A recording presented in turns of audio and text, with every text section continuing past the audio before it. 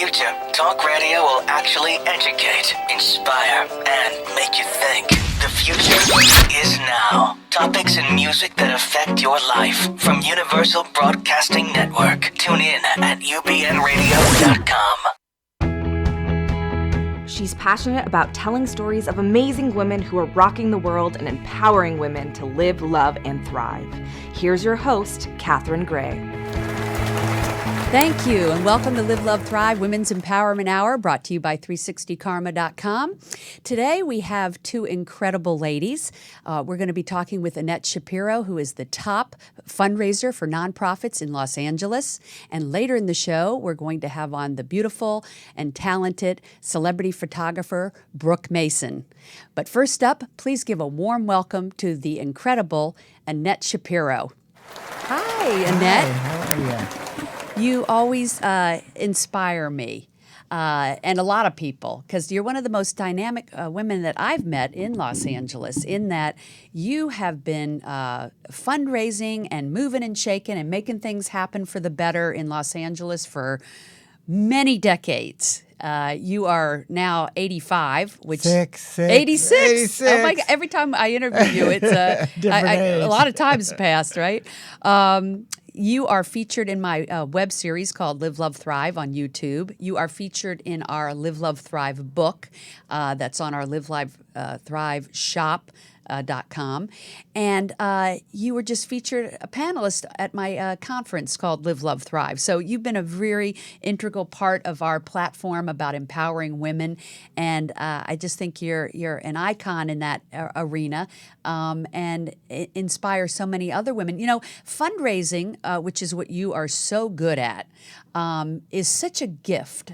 You and I were just talking about so many people don't know how to fundraise, and fundraising actually isn't just for nonprofits. I mean, fundraising is also for launching businesses, and that's why it's just an invaluable talent and gift. And I'm hoping today we can share some of the reasons that you're successful with it that will help other women to be able to be successful at it too.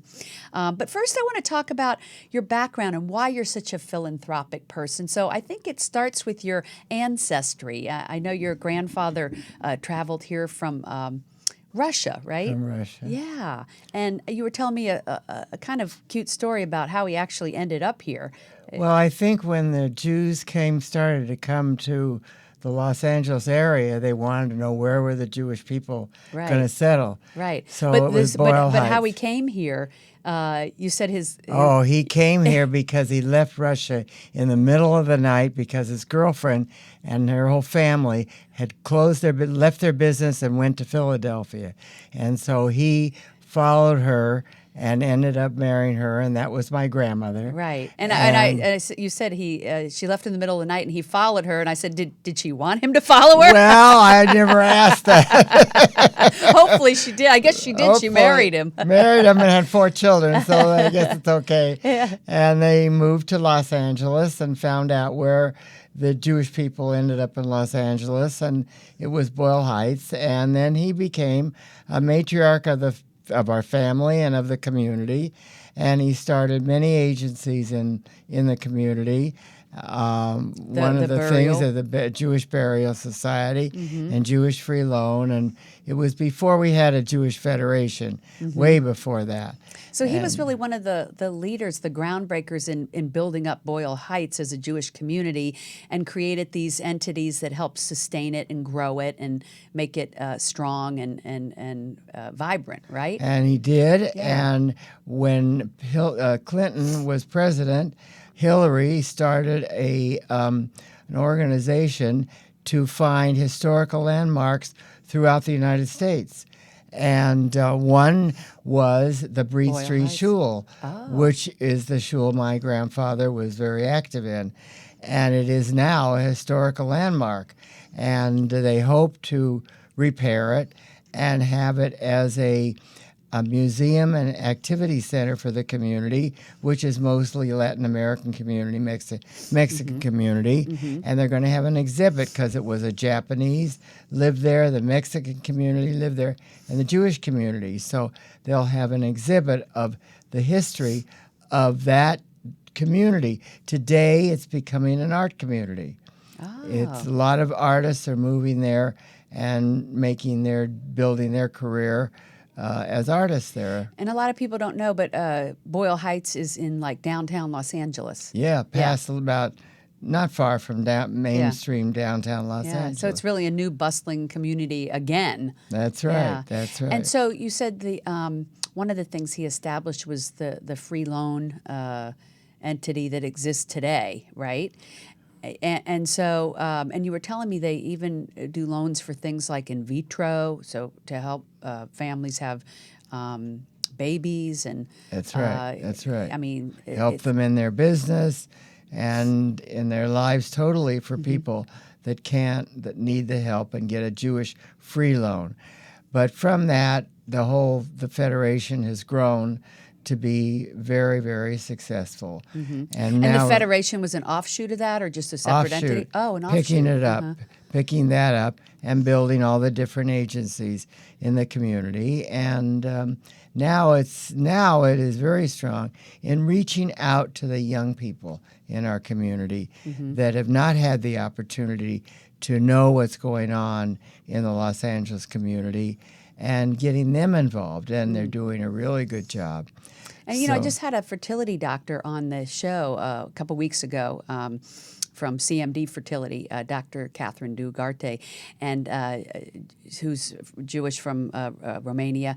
And I bet you a lot of young people don't even know that that's a service that the free loan entity does. That was surprising to me when you told me that they do the loans for the in vitro. That was surprising and really I think that's kind of good information to get out there that for people that were interested in doing that because it's a very expensive endeavor. So I'm thinking, what a wonderful today it's about resource. $15,000. Yeah. To go through the whole thing. Right. So I bet that could be really helpful to a lot of people. Of course, and it gets more Jewish people. Yeah, absolutely. Because there's 14 million Jewish people in the world, which is relatively small, and so I could see how that would be important to.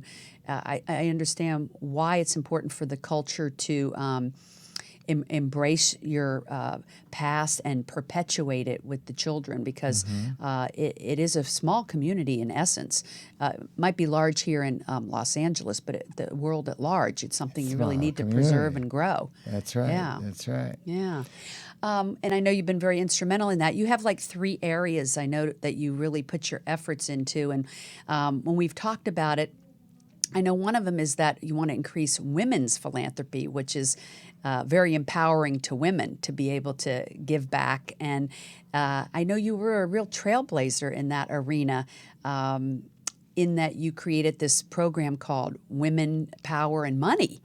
And tell me what entity that was with. Well, I just thought it would be a good idea to put together something where women can understand that they have the responsibility of knowing where their money is coming from if they're married, and be sure that they understand all the facets of it. And so I started the group called Women, Power, and Money. And was that with the United Jewish Fund? That was through the Jewish Community Foundation. Jewish Community Foundation. Jewish Community Foundation is an organization in Los Angeles that they have branches all over the country, but in Los Angeles, people give money to the foundation in their name. It's their money. They give it. We invest it, and they can give it away as they want to give it away. We don't touch the money, except we charge 1.5% to manage the money, and then from that, the Jewish Community Foundation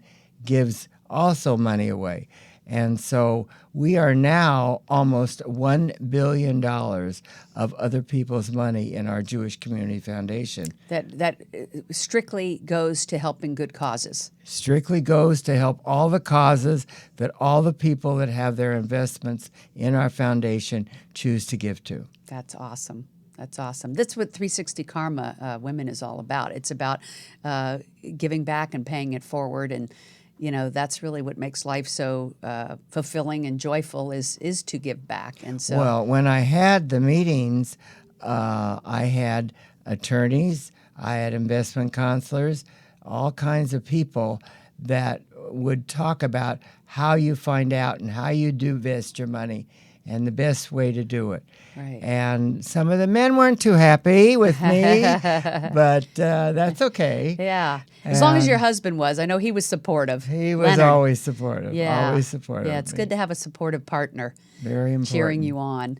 So that's great because we do need more men to support women being in positions of influence and decision making. The funny thing is that women actually are in charge of about 85% of the spending decisions, and so it's interesting because they have that power to run their households and decide where the money goes.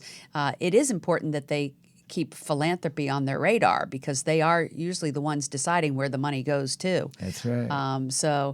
And back when you introduced it 20 years ago or so, it kind of was like women were taking a back seat to where to philanthropy, right? And so you were trying to say, you might be in this marriage and your husband's doing the money thing, but you can be proactive in saying, hey, let's put some of our money toward this or that good cause. And that's really what you were trying to accomplish. In the last right? 20 years, you now see women head of federations and head of foundations, and it's a different world today. Right. A much different world today. Yeah. And so we want to reach these women and help women to encourage them to go out there, be involved in the community, find out what interests you, what turns you on to want to become a volunteer. Right. We've had so many nonprofits here on the show, like Elaine Hall, who does the Miracle Project that helps kids with autism. Unbelievable And project. then we've had on Deborah Alessi, who helps women of domestic violence have reconstructive surgery at no charge because they can't afford it. That's called Face Forward. And all these organizations that really are started and run by women. And as women, we need to get behind them to get behind their causes and help them build those entities. And so that's why it's so important. But by putting some of our monies into these good causes, we're making a difference, and it does perpetuate a goodness that comes back to us. And so there's no downside to being a philanthropist. No, None. It's Yeah. very fulfilling. I think that as you're talking, I'm thinking about that the organizations that I have helped start, that I've brought a lot of women in, and they now are Thriving. powerful women, and they've done wonderful things, and they continually say, you did it, Annette. But I didn't do it. They did it. They picked up on the idea of being a volunteer and getting in leadership roles. And I'm just so proud to be there, to be some kind of an influence. I wrote a book on Annette Shapiro, Professional Volunteer, and I myself go and refer to the book. And I hear people so often refer to the book because it's got a how-to in the book, and it's. I have had a lot of fun doing what I'm doing. So really, we're talking about two things. One is your book, The Professional Volunteer, talks about how and why to be a volunteer. And the other part is the fundraising. And you've been very instrumental in both. And I think, there are quite a few people, it's hard to believe, sitting on the sidelines, not jumping in, really finding what it is that they want to help out with. But there's so many different causes, like pick one.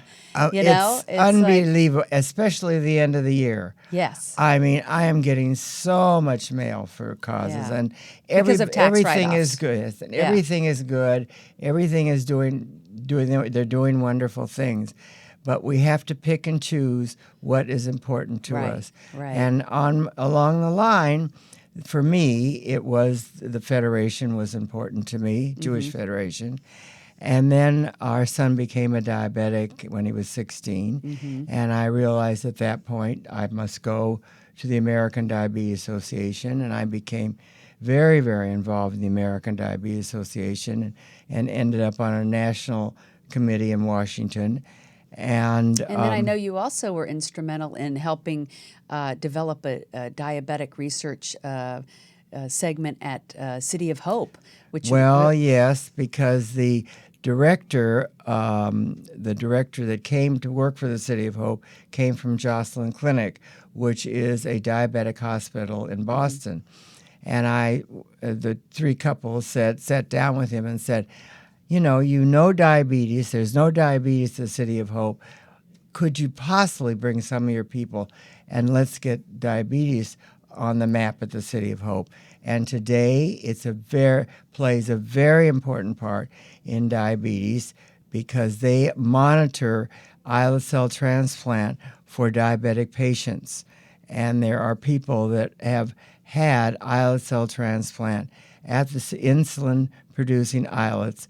They've had that implanted, and they are on a less amount or no insulin for a year. It's not a cure. Right, but that's a huge advancement. It's not a cure, but it is an advancement. And you lost your son to diabetes, And which my is why son, this is your cause, I right? hoped that would be able to be cured by before, but That would have been nice. unfortunately it didn't. But at least, out of the tragedies we have in our life, it sometimes puts us in a direction to make a difference. And had that's not happened with your son, you probably wouldn't have gotten City of Hope to develop this entire That's right. department that's focused on that, because they're really known for their cancer research. That's right. So thanks to your efforts and them, coming into developing that, and now this advancement where people can get off the insulin, and we're certainly making some strides. Oddly enough, that wouldn't have happened had you not pursued that. So, therein we all lies think some about good that. out of what happened. Yeah. And wonderful for his legacy that you've done that good work. So, so I know I wanted to. Obviously your philanthropy comes from your grandfather, who was obviously a very philanthropic, generous person, and it just kind of perpetuated into your family, it And seems. then my father and our family and my cousin and her family, and we just sort of like became very, very, very involved and found where we wanted to be involved. In fact, I met my husband at a City of Hope dance. Oh my gosh. It was called the Junior Sportsmen's. It was a young group that started by the adult group. And I met him at a dance on Sunset Boulevard at the Hollywood Athletic Club. Oh, right. And we're on Sunset Boulevard today. Not far from where we are today. So we were involved in the City of Hope in the very early days, as his family was involved in the City of Hope. I didn't know them, and my family was involved in the City of Hope. And then from that went a lot of other things that I then became involved in after that. Yeah. But, I love what I do. I enjoy it. I get great satisfaction. And people say, I'm 86 years old. Aren't you getting tired? No. What am I going to do with myself? I love it. I want to do it. I like to do it. You're still making a difference every day.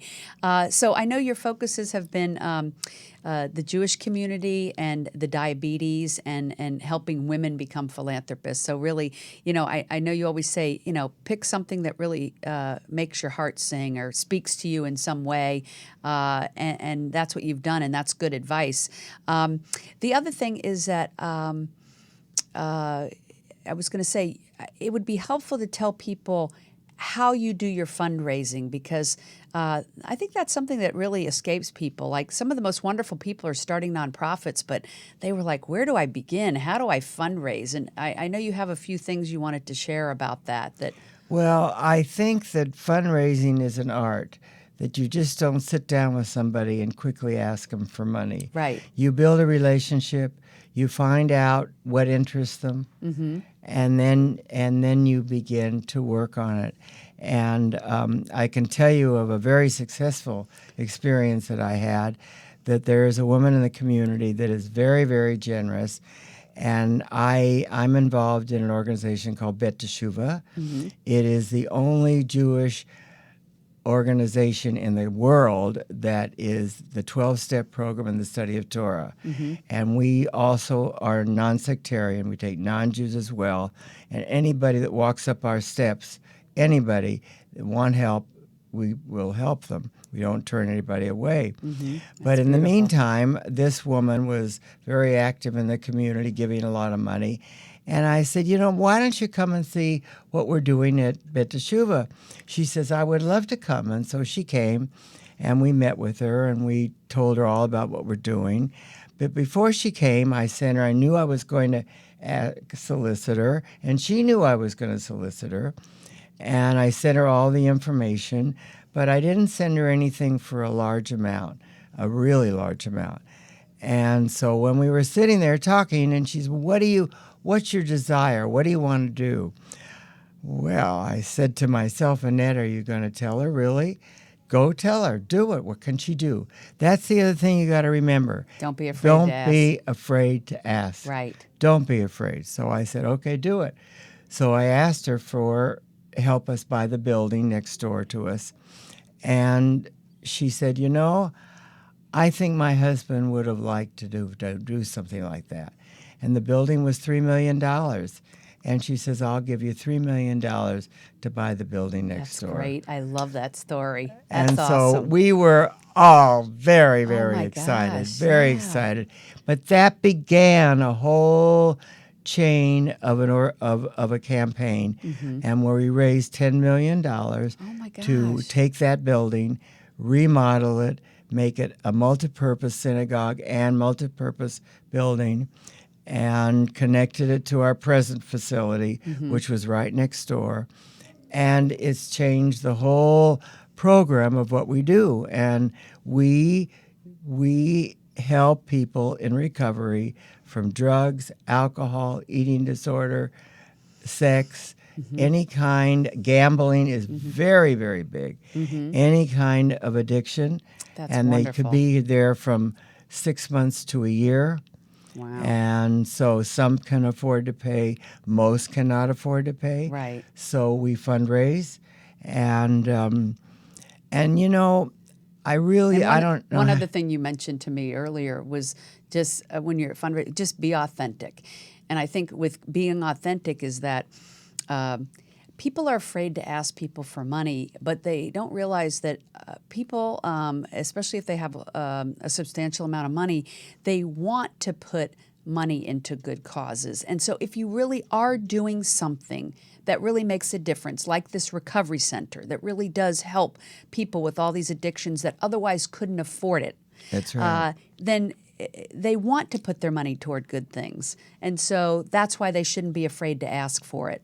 For sure. Don't be afraid. Yeah. Just be yourself, feel comfortable with what you're doing, know what you're asking for. Right. And know if it's something that's important to them. That's right. Right. That's right. Knowing your audience.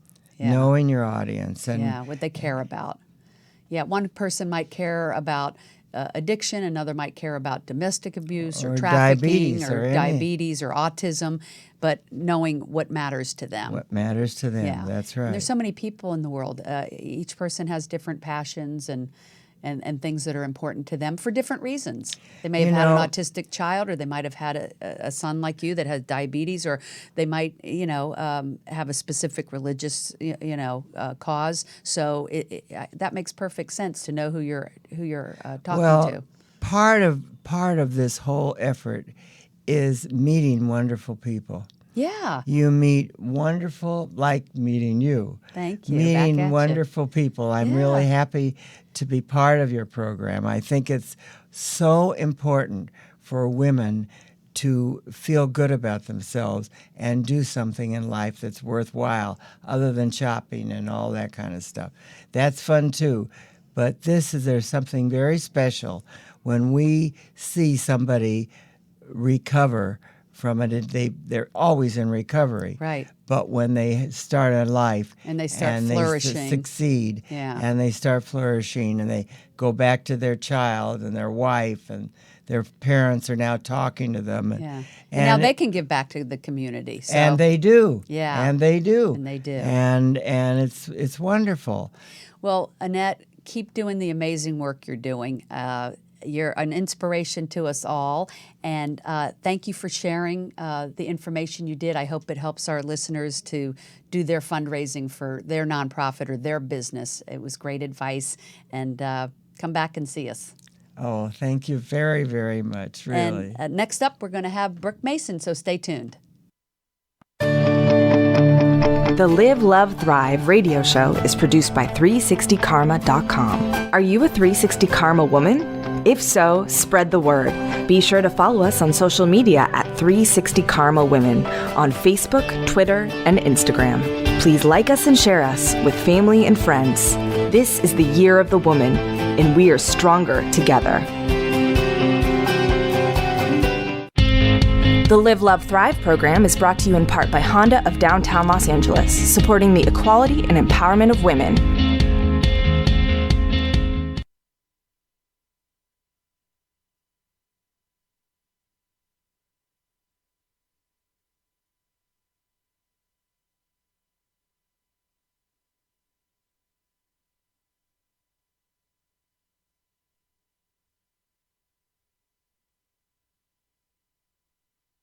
And we are back with Brooke Mason, celebrity photographer, fine artist. Hi, Brooke. How are you? Hi, thanks so much for having me on. You bet. And how do I compete with Annette Shapiro? Oh my gosh. I mean, seriously, she's amazing. Isn't she awesome? I was so inspired by that, watching you in the green room. When I grow up, I want to be like her. Absolutely. Where do we sign up? I know. I want to be rocking in my 80s, 90s. I tell you what. So anyway, you come from Australia. And that's right, Sydney. Which is awesome. Mm-hmm. That's definitely on my bucket list. I want to go to Australia. Is it You as have wonderful to. as they say? It really is lovely. Yeah. Yeah, it's really beautiful. I miss the food. I miss the people. The beaches. I grew up on the northern beaches, so I miss that part too. Nice. And I'm missing some of my accent, if you've noticed. I don't have it all there anymore. It's a shame. But I don't know. I detect an accent there. Not quite, babe. That's funny. That's so funny you don't think you have an accent. it's fading. It's been years. So how many years have you been in the States? 17 years. Oh my gosh, that is a long time. I pinch myself. Oh my gosh. Now you told me originally you left there, you went first, was it first to Asia? No, so I lived in New York a couple of New York years. first. Yeah, Okay. and then You went to school there, right? yeah, I went to school, and then I did my graduate there, and then I lived in Asia for a year. I mean, So were you studying photography there? I or- did arts. Yeah. But I was really shy. Oh, that's hard to believe. Really? I was really shy as a kid. Oh my goodness. I was in the debating team and my papers would shake and I couldn't even speak in public. So, I did a lot of theater, which was really good. I think and that helped you to settle into it. You know, they definitely. say that speaking in public is like one of the top fears that people have. Like Right? it's either, most people have one of these three, either public speaking, flying, or snakes. Yeah, mine is snakes. Oh goodness. Yeah. Yeah. And by the way, imagining snakes. everyone's naked, that doesn't really work. You know how people say that? Yeah. Imagine they're all naked and you'll feel comfortable. Oh no, I wouldn't feel comfortable with that. No. Does that mean you're Then I naked too? couldn't That'd speak. be worse. Then I would see snakes. No. Anyway, come regroup. So you knew that you wanted to be a photographer from a very young age. Yeah, since I was 12. Wow. Yeah, I was so passionate about it. So I did a BA in sociology, and I was just so passionate about people. Yeah. I mean, just really, really obsessed with shooting people and dealing and looking at sociological issues and the dynamics between men and women and just yin and yang, the femininity, masculinity, and just, there's so much struggle in life. I think that for me as an individual, I had a lot of struggle with dealing with that energy, like the masculine energy within you and the feminine energy, and how to balance that, and then how other people interact with that. Right. So that's been a passion of mine, and though sometimes my work gets seen as like too sexual or something, it's really not about sexuality at all. I use those elements to highlight a point. So since you brought that up, you do commercial photography, like headshots, Right. Celebrity work and celebrity work. advertising. And then you also have your fine arts work, Right. where what you were just talking about, and we have some pictures of that, is your feminine nude photographs, Right. Which sometimes are controversial. Right. And I never planned for them to be, which is so funny. Which is kind of how we met. The city of West Hollywood was putting on a big event, an art show, Yes. and they had Maplethorpe with really provocative nude men's pictures, right? Yes. And then juxtaposition your feminine nude photographs Right. that got taken down. because it was controversial, right? There was a big brouhaha Right, to have right. naked women People in the were city of West offended. Hollywood, which is a very progressive city, so it's kind of unusual they would have an uproar. Not to say everyone had an uproar about it, but somebody did, and they took them down, and right? And Yeah, so it's always interesting to me is that, say, one person says I don't like it, but 10 people or who knows, 50 people might say I love it, but because the one person says I don't like it or I'm offended, it gets Right. taken down, and that was Right. hurtful. Yeah, that was because yeah. they were the decision maker or whatever. Well, people are scared of conflict and any controversy. Why do you think that they wanted those pictures taken down? Did they find it offensive? How come there were pictures of naked men up, but it wasn't okay to have them of nude women? Like, what was the reasoning? Was there a reasoning? Whatever the deep reason is, I'll never really know. Yeah. But things I was told is that they just felt that it was inappropriate, or breast. But wait, but the topless provocative nudity. men's pictures were not offensive. Yes, and that I will never really understand. That's a whole double it's an standard, interesting perhaps. dynamic in the country, in the world, but probably especially in the U.S. Because I know you Yeah. said in Australia this the feminism thing is not as controversial as here in the Right. U.S. Right. Yeah, and especially with everything that's going on culturally, politically right now, it seems like there's even more of an emphasis on this Yes. male-female friction, Yes, and we discussed that, I remember, at one point about the word feminism. I don't know where it became a bad word. To me, it's not. It's about, feminine energy and strength and females doing what they want or using their strength and power. But wait, are you saying using your strength and power like for the good? Yeah, right. I mean, it should Yeah. be for the good, right? Yeah. I mean, we shouldn't do that for any negative reason. But I have that piece, Glass Ceiling, and that piece got taken down. That piece was removed from an exhibit because someone felt it was inappropriate. And there was her breast is shown, so there was a bit of nipple showing in that, so that was really taboo. So do some women find it offensive for you to show nude women? Do they think that that's taboo or anything? Or do people appreciate it as art? Or are you getting kind of some of both, I would think? I've had some. I mean, I've exhibited a lot. This year's been a really good year. Yeah. I've been in 14 exhibits this year.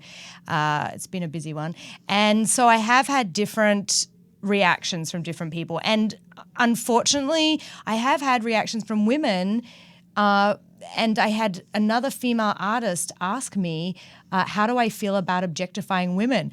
I was stunned. Right, because you don't feel that at all. You feel like it's art, obviously. Yes, yeah, beautiful I mean, art. Yeah, that was really. I've never. I mean, yes, I didn't understand that just concept goes to at show all. perception is everything. So, Right, yeah, right. It's not perception is not reality. It's someone's Right. perception. Yeah. And in life, if you're doing something that's a little controversial or it's poking people or, touching trigger points on them, well, then maybe you're doing something good because Right. art should provoke some kind of emotion and, whether negative or positive. So Otherwise, nobody would be talking about it. Right. Yeah, So we were talking about Yeah, it. That's right, a good thing. And what is it about showing these provocative pictures that are beautiful art? What is it does that make you feel empowered? Does it make you feel like you're doing something good for women to show their beauty? Or what is it that you're trying to evoke from people with that beautiful work? Well, each image has its own layers of philosophical points that I'm making. Okay. On a broad scope, I'm really influenced in Greek mythology and the great masters and just the body as a form. As the way light hits the naked body, and I look at my works as paintings, and that they're Right. art-directed scenes, and that I've photographed. It's almost like being a lazy painter, Yeah. because I see it that way. I see them as these paintings, and they're scenes depicted. There were things happening before, and you have to sort of look at what happened before, and then the moments happen after, and this is one moment in time that I've captured. So I see it that way. I don't really see it as a sexual thing or what have you. I mean, you go to the museums and, the statue of David is naked and, Right. the great course. masters of all the beautiful, robust women are naked, and it's just stunning. So I just, as an artist, love the human form in whatever way it shows up. Right. That's a good reason to be doing it. And one of the things I've always loved about photography and film is exactly what you just said. I love that you can capture a moment in time forever. To me, that's magic. Right. And you were in this business. Yeah, I was a photographer, Yes. and I started young like you did. I was like 14, and Amazing. I went on a trip actually to California from the East Coast, and with my first camera, and took some pictures. And I had people say, "These are really incredible pictures," and I was like, "Really?" And I was like, great. "Wow, this must be my calling or whatever." Yeah. And then I eventually went into filmmaking. But I've always loved photography and film, and I do love that you can capture a moment forever. I mean, where would we be without our photographs? To me, that's the most valuable things, especially like of people who have come and gone and that we miss. What would it be if you didn't have a photograph of that person?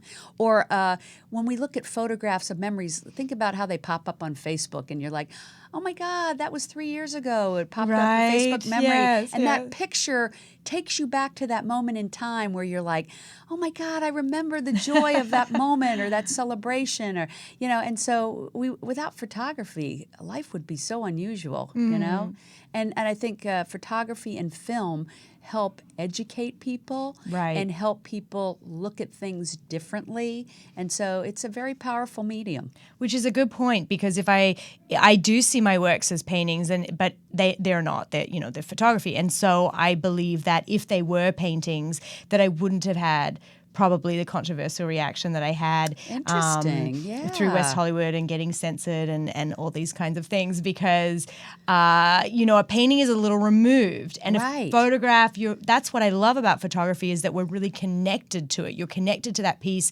in a human way. You're really in it more Right. so than just a painting. Right, yeah. Which is something I love about it. Right. Now, you do commercial photography, too. I know that Right. you do celebrity photography, like Right. you've done some actors from House of Cards and Mm-hmm. Vanderpump Rules and various TV shows. Do you love that side of the business, too? It's different. I feel that it fills a different void for me. I mean, my art and the philosophical issues and things I like to express, and then there's the commercial world, and that's just a whole different game. It's As an like artist, you almost have to probably do that, like to sustain yourself. I would think is to have that commerciul photography as well. Which Right, is that's great true. that photography That's has true. these different facets. Yes, that's true. Yeah. That's true. I can be one thing and do many avenues of it. I think it comes with its own stress and but it's kind of fun to be the lady boss on set, and you have makeup, the stylist, the PR team, the management, you have the celebrity, and you have everyone, and it's really just overseeing everything and making sure the ship runs smooth on the day of the shoot. And so it's really high stress, and it's really fast paced, and that adrenaline of it I love. Yeah. It's addictive, Now, actually. not surprising, you started off as a model I behind did the modeling. camera. Yeah. I mean, in front of the well, camera. yeah, in between, Yeah. as a teen, and then Yeah. into my 20s a little bit. And you Yeah. did that in Asia and whatnot? Yeah, Sydney, and then in Asia. It really wasn't for me, but I like having that experience now. Yeah, because now you have the experience of the models that you shoot. Right. You have that experience of having been on that side of the camera, which a lot of photographers never have that experience. So I think that's Right. kind of unique. Yeah, Yeah. that part's nice. Yeah, I'm just way too impatient to be photographed. I don't. I really not. I just the shy part, the little girl part of me comes out, and I just don't really want to. I rather be the one making someone feel good, and I think we were talking a while ago about that. It's just the philanthropic side of me, and I really feel that I'm doing something really great for people when they have images that perhaps they would have never gotten before, or they have that moment, they have that image forever that is just stunning of themselves and they love. And it's just an awesome feeling. Yeah, yeah. Well, it's a work of art. Yeah. Yeah. And so having been a model and now working with models and other people, it must give you a great sensitivity to work with them, because you then know how they're feeling and whatnot. Yeah, I mean, as a model, you've experienced the creepy photographer and all the real. Are we allowed to swear on here? The real so and so. Yeah. We'll call it that, shall we? Yeah. So and so. We know what that means. Yeah. And so it's really important to me that no matter what happens and how frustrated or any technical issues go on, or things are.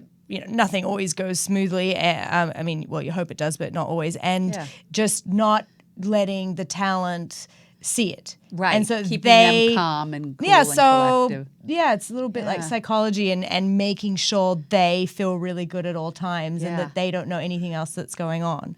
I would think women would prefer working with women. Right. Well, and then there's that safety factor. They know that, there's no agenda. You make them feel at ease. Right. You've been on the other side yourself. I would think they'd feel a comfort in that. Right. Yeah. Yeah, I think so. I think it takes out the creep factor. But male models are funny. I actually work with about 50-50. Mm-hmm. So I probably work with about half female, half men, and male models can be quite divas. I mean, they can be really vain, I have to say. Sometimes I'm like, really? I mean, seriously, this is way too much. Yeah, it's not a gender thing, right? No, they could be worse. So it seems like you love what you do. I do. I really do. Like, is there anything else that you could be doing? Because I always say when somebody has a calling and a passion, it's like it almost feels like there's nothing else they could be doing because they love it so much, and it's a gift. It's a gift. It's a talent. Yeah. Well, I'm reading this book right now, Mindset by Carol Dweck. I think Dweck, that's her last name. And I have to say, it's not just about talent. I mean, that book is an amazing book about just how many athletes and everything maybe weren't the best at it. I don't always feel like I'm the best. I'm always just trying to get better, and I'm in competition with myself all the time. And I think we talked about this one time, as an artist, you go through your ups and downs, and there's times that you're really struggling and you don't know how you'll make the rent and what have you. You don't know when the next job's coming in, and it's freelance, it's tricky. But something exciting that I just started is my new creative branding agency. Yeah, you told me about that. Yeah, so mcreative, that's cool. la.com is the website. And so this is a great way for me to stay on with clients and work with them in a branding aspect and because you were see saying, them grow. That when you take a photograph or headshots, you do it and then they move on. But Right, you this never see allows them you again. to continue the relationship. Yeah. So now you have a branding agency where you do the photographs for their website, for their social media, and for everything, all their For marketing. everything, and we do And their then you help branding build as well. the website. We help build their brand and Social media. creatively, through every avenue, and just really sit down and consult about what they need to do to move forward. Because I've just now been in this business 15 years, and it's I've done this with a lot of clients on the side, so it's exciting. So I'm really excited. You felt like, to have my little babies grow. Yeah, so that's like your next natural growth area. Progression, progression is to do their website, their social media, their photography, and how that all ties in. Right, Yeah, right. Yeah, because It's someone that has visual. a good artistic eye, it seems like that all blends into branding and social media and marketing and all that. So that makes Right. perfect sense that you would be doing that. Yeah, thank What you. kind of clients do you work with? Well, for my agency? Well, it's boutique. So a lot of local businesses and individuals. Yeah. So it's really making someone who doesn't know, it's hard as an individual and you want to expand and you want to become a bit of a name for yourself. Where do you start? What do you do? So Most people, they're passionate about their business, but Right. they have no marketing skills. They don't know how to build a website or do the social media or all of those things. So I always think it's always good to have an expert in that area help you build that part of your business so you can focus on what it is you do best, whether you're a dentist or, your Designer shoe shop, pizza or- place, right, whatever, right. doctor. You got to focus on that. Yeah, And you've so- got to make the money. Yeah, Yeah. Let someone else take care of the so they branding, need creative a things. Brooke to take care of the rest. Right, Yeah. right. So you're that person that can help them with all of that. Exactly. Yeah. That sounds like it makes perfect sense for you to expand into that arena, because if you have an artful eye, obviously that carries over into branding and marketing and whatnot. So Yeah. that's cool. So where from here? What's on your agenda? Are you putting on a new art show or anything like that? Well, I just started working on my next series. So I have a series that will be coming out in 2018. I know it sounds like a long way away, but actually it takes me about a year to finish a series. Wow. And it's a lot of work and a lot of research and study that goes into it. Each piece is quite layered. Can you So, tell us like the theme of that, or? I think, I'm going to keep most of it secret at this point. But I did start working on the self-portrait already. I usually start with that because that's like the headstone of all the rest of the work. But yeah, there'll be something to do with like the sacrifices that we make, in life for ourselves within our inner circle and family into society. So Like when that's- you say a sacrifice, like give me an example. well, then I would be getting too far into the Then work you'd be now. giving it to us, eh? That sounds very fascinating. I like Thank that. you. Yeah. So you've this- intrigued us. No, good. But again, I'll be tapping into Greek mythology, Roman mythology, and great masters with a lot of my research. I love that. We're getting ready to wrap up here. I only have one other thing I'd like to ask Yeah, you about, sure. because I know you told me your parents have been together 40 years. They just celebrated their 40th anniversary. That's so cool. Yeah. Yeah. And I know my parents were together 55 years. We were talking about how Yeah. people get together. Back in the day, they'd get together when they were like 18 or 20. They Right. really got married young. And so we don't have that advantage now. But so I know you're kind of looking for your partner. And that's where I'm going with this, Brooke. So what do you think would be a good fit? Because you're a very dynamic, strong woman. So what do you think is a good fit for you to have that long-term partner? Like, Oh goodness, this is making me blush. It's I definitely find it a challenge because I really enjoy someone who's also really strong. right. I think there's nothing wrong with two strong people Yeah, being together. I know that's love my that. case. I love that. I need to respect and admire my partner and just be like, they're awesome, Yeah, totally. and just so strength and also really intelligent and because intelligence goes a long way in my book. You know, And so- humor? Do you like humor? Yeah, of course. Yeah. I guess humor because it just goes along with intelligence. I Yeah, you love got- stand-up you know what? comedy. You got to make that list of what you. Yeah. My girlfriend told me to make a list. She said it. she made a list and she met her husband now That- yeah. 7 years in 3 months. Yeah, that's what makes it happen. Get that list going, girl. Yeah. Did you do a list? I did. You did. I did. It love works. that. It works. It works. So, That's so now great. my radio show's a dating show. No. Well, listen, somebody would be so lucky to meet such a beautiful person. Keep doing the beautiful work you're doing. I that's love so your sweet. photography. It's really special. It's really superb. And I look forward to your next show. And I hope people reach out to have you help them, create their branding and their Thank you. marketing vision, because I know you're a great partner in that. So Thank you so much. And really, thank you, Catherine, for having me on the show. It's been bet. a real pleasure. You're amazing. thank you. Back at you. And we will be back next week with Live, Love, Thrive, another amazing women, and just make it a great week. Hugs and happiness. The Live, Love, Thrive program is brought to you in part by Honda of downtown Los Angeles, supporting the equality and empowerment of women. The Live, Love, Thrive radio show is produced by 360karma.com. Are you a 360 Karma woman? If so, spread the word. Be sure to follow us on social media at 360 Karma Women on Facebook, Twitter, and Instagram. Please like us and share us with family and friends. This is the year of the woman, and we are stronger together.